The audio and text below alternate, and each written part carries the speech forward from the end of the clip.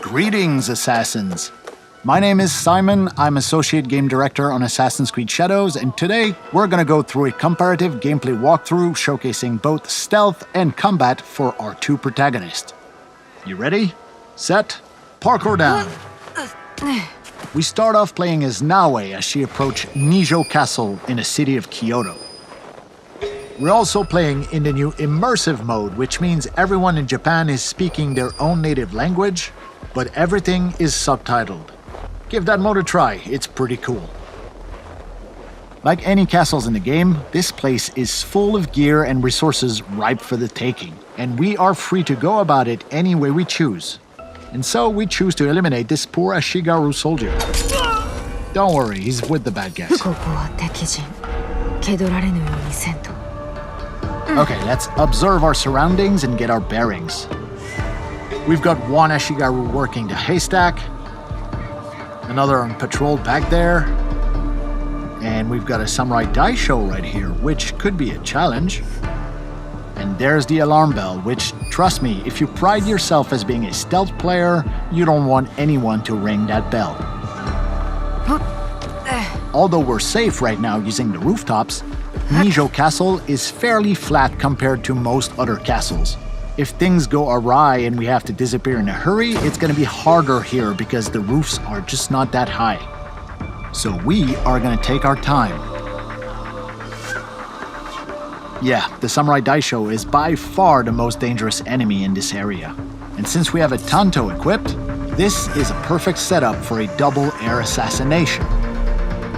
Well, almost. Like I said, this daisho is pretty strong, but no matter. A quick change of headgear with a particular perk that gives us one additional chunk of assassination damage on all air assassinations should do the trick. Oh yeah. Okay, that's a good start. Let's crouch in the shadows for now and see what happens. Vanishing in the shadows only works whether you're crouched or prone, so keep that in mind. Okay, as long as this guy stays far away, he's not much of a threat, so kunai to the face it is. And while this other guy is busy reloading his Teppo rifle, we go up, and he goes down. Beautiful. Okay, moving on to the next section. Using Observe Mechanic once again, we can see that there is quite a lot more enemies here. A few Ashigaru, a sniper, a couple servants, but I think we have a pretty obvious next move right here. Next customer, please. There's a lot of open space right in front of us, and it will be hard to close that distance without being seen. Perfect opportunity to call upon our ally Genojo and some of his exploding tricks. Okay, time to go to work. Tanto and Hidden Blade combo, baby. Oh, looks like we spooked the servant here. Now, these guys won't really fight back, but if they spot you, they will try and find some reinforcement and bring them back to the area they saw you in. But since we have no intention of staying here, this guy is not an immediate threat. So let's just use Eagle Vision and scout the house ahead. Orange are servant and red means military archetypes. Let's make the most out of the shadows here and go around the problem rather than through it. We're probably bypassing a whole lot of loot opportunities right now, but it's the samurai daisho we're after, and so it's the samurai daisho we're gonna get. Wait, is this guy gonna... No. Okay, we're good. Now, about that samurai daisho. Let's use a high-risk tactic here. We're gonna whistle him over to attract him to this shoji door, and using the katana... This is guaranteed to get attention from the outside, so let's disappear out of view and see if anyone shows up. Never stood a chance. Come on, it's cool to be a shinobi. Alright, quick use of the grappling hook to get back to the rooftops. Oh, somebody saw us. Down, boy. And with 2 sections of Nijo Castle cleared for now, let's make our way towards the Tenshu, which, if you don't know, Tenshus are the biggest, tallest, most impressive structure in any Japanese castle. Word of caution though, the area at the base of any Tenshu is generally very well guarded. This is where the good stuff is. But Simon, I hear some of you say, we know already about Naoe's cool shinobi assassin moves. What we want to know is what, if anything, does Yasuke bring to the stealth experience? Fair enough, let's take a look at Yasuke. Same city, same castle, different season, different character, different save file.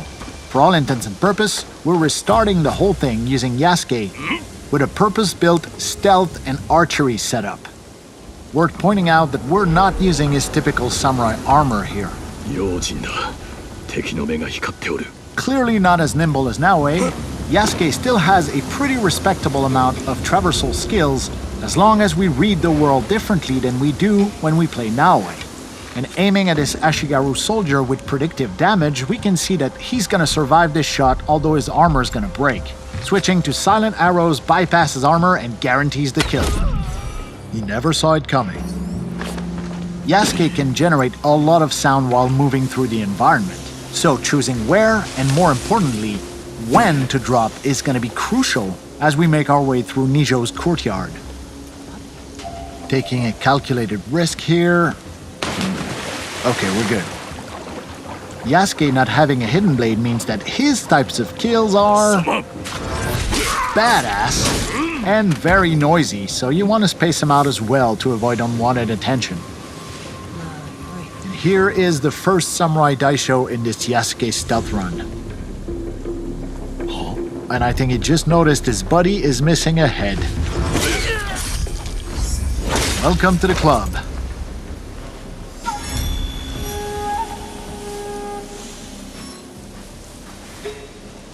Oh. Silent arrows all day, baby. Oh, and here's a little pro tip. Yasuke's arsenal of weapons mostly relies on the same type of stuff that most samurai would have stockpiled in military setups. So little guard towers like this are always full of arrows and bullets for Yasuke to plunder, making his particular stealth playstyle much more generous than Naoe's more limited and cautious shinobi tool approach. Now Yasuke does have the ability to climb, although his vertical leaps are more limited than Naoe. Similarly, we can reach most high points like this and use the observe mechanic to tag people, get our bearings, and find where our next objectives are. Yes, he's a lot bigger and a little slower than Naoe, but once you get a hang of his controls, Yasuke is a lot of fun. Ooh, let's use pro navigation here and avoid being seen. This allows us to stay hidden while on the move, just like Naoe does. Okay, for the section up ahead, we're gonna call in our second ally, the poison specialist Oniyuri, who has the ability to put multiple enemies to sleep.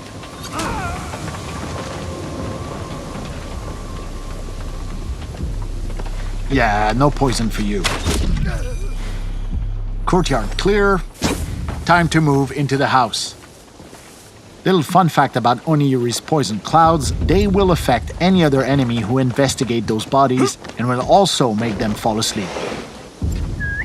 And since Yasuke does not have eagle vision, whistling in a door frame is a sure way to get the attention of whoever might be lurking behind a door and get the drop on them. Hi.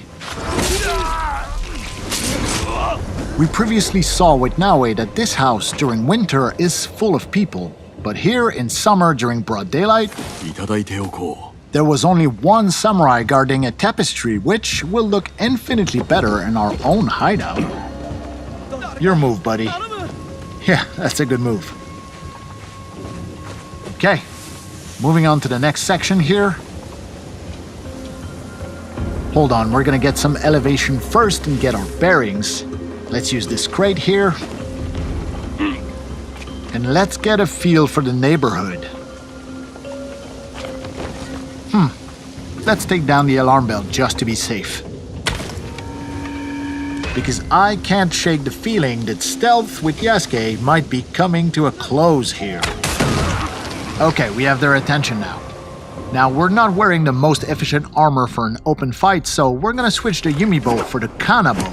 That gives us a much better insurance policy in an open fight like this.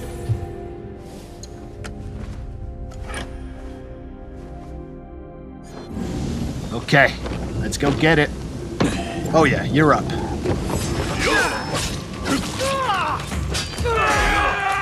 That's one down. Here. That's two. Whoa. Yeah, you should have made that shot. That is three down. And I think it's Kanabo time, baby. This thing hits hard, but it is slow, so we have to be precise here. Give me some space, will ya? Next few hits are gonna be critical here. Oh. Backbreaker ability. Nicely done here. Now, each area in this castle is its own little gameplay pocket. So as long as no one rings the alarm bell, it means that other nearby pockets will not interfere, even when we opt for open combat like this. Time to switch back over to Naoe and see what a more aggressive open combat playstyle looks like with her. First thing first, we gotta switch up our loadout and use perks that are more conducive to that playstyle, such as this headband that allows us to vault over an enemy when we sprint at them in open combat. Let's switch up our outfit as well while we're at it. Yeah, we don't have a good perk reason to equip this right now, but I kinda like this one, so life's about taking risks, man. And we're also going to swap the Tanto Hidden Blade combo in favor of the more versatile Kusarigama. Oh yeah, this one has 60% increased damage over distance. Okay, let's put that to good use. And I think I see our first victim here. Whoa, whoa, whoa, whoa, whoa. Okay, that must be a servant. Gotcha.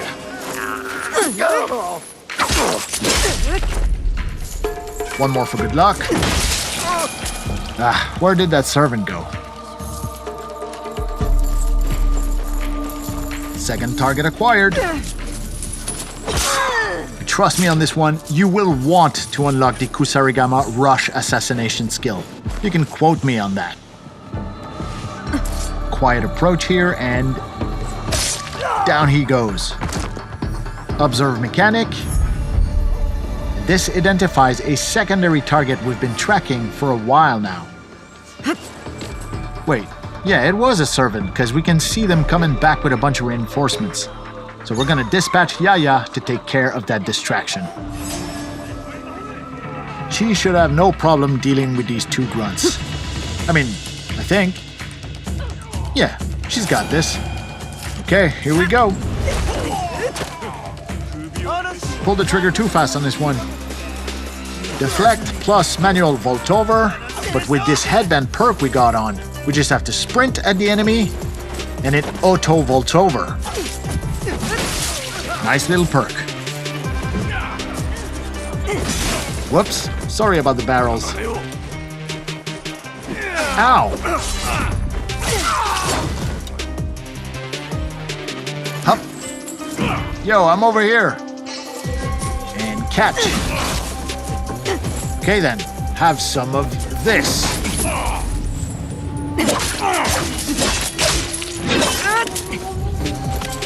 Hey, Yaya comes in with the assist. Okay, we're gonna deploy some tricks here. Can't assassinate him in smoke, but he won't see this coming either.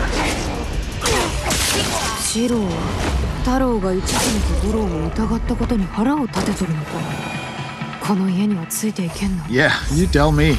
Don't worry, it'll all make sense once you get your hands on the game. For now, let's take a look at the very top of this Tenchu where this white dot represents the unique Samurai Daisho chest from this castle. Using the grappling hook, it's pretty easy to hook up on those large overhangs and make climbing the exterior of a Tenchu pretty much a breeze for Naoe. That being said, we're bypassing quite a few loot opportunities right now. There is more than 30 unique castles in the game, and each of them comes with their own Daisho chest, which only unlocks once you deal with all the Samurai Daishos stationed within that castle. We're not talking about random loot drops either. Every single Daisho chest contains bespoke, handcrafted, legendary gear, either for Naoe or Yasuke, all of it some of the best loot you'll find anywhere in Assassin's Creed Shadows. Let's have a look at the beautiful skyline of Kyoto on a brisk winter morning.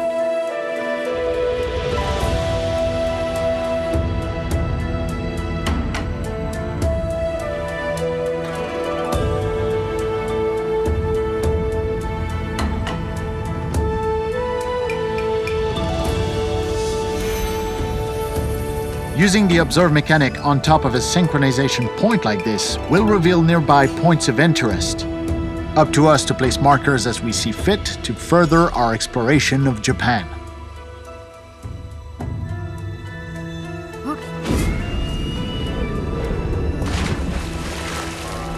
Okay, so we've seen both Naoe and Yasuke's stealthier sides, and we've seen what aggression looks like for Naoe. Now, let's switch over to our samurai and see what we can muster from a full frontal aggressive assault with Yasuke. Once again, it's time to shake up our loadout with much more aggressive weapons. Okay, first we're gonna pick the Naginata here, which is excellent for crowd control. And because stealth will not be an option here, let's use the Teppo rifle for maximum range efficiency as well. We expect stiff opposition here, so using a full-on armor set with a perk that allows Yasuke to parry unstoppable attacks makes a whole lot of sense. And to literally cap it off, a matching samurai helmet with a perk that deals 50% damage on parries. Look, I don't want to jinx it, but I think we got this. Okay, are we ready? Knock knock. Yep, you're done. Oh ho ho ho!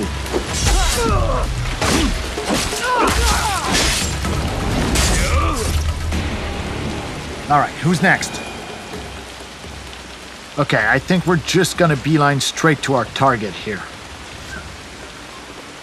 Oh, sniper on the right. Calling in Yagoro. He'll take care of that sniper while we are running straight into the dragon's mouth. This is gonna be good. Hello, Takahashi Shiro. We've been looking for you. Come on, what you got, big man? Right, we can parry these. There you go. No, you don't.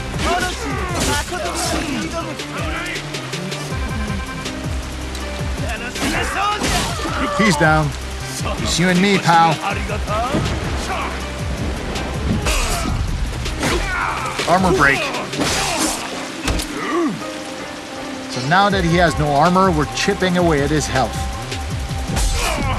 And here we go.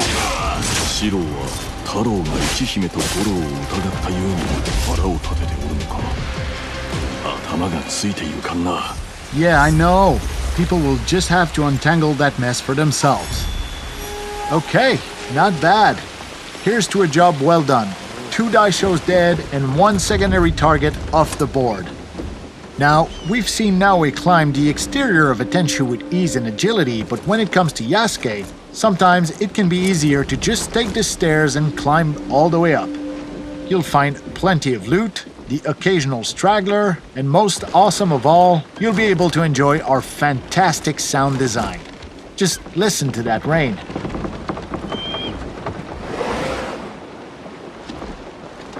It's awesome. Okay, up the ladder and onto the last floor here. There's the same Samurai Daisho chest we previously talked about. That delicious handcrafted legendary gear. And before we leave, please allow me to indulge myself and take one last look at the beautiful city of Kyoto and its mountainous surrounding landscape during the bountiful summer months.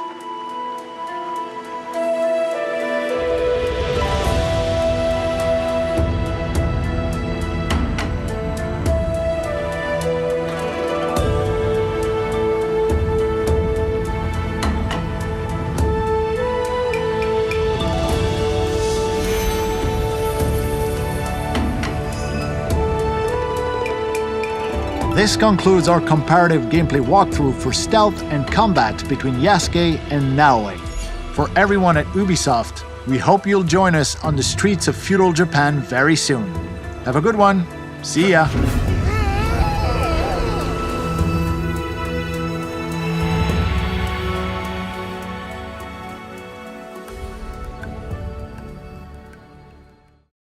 PlayStation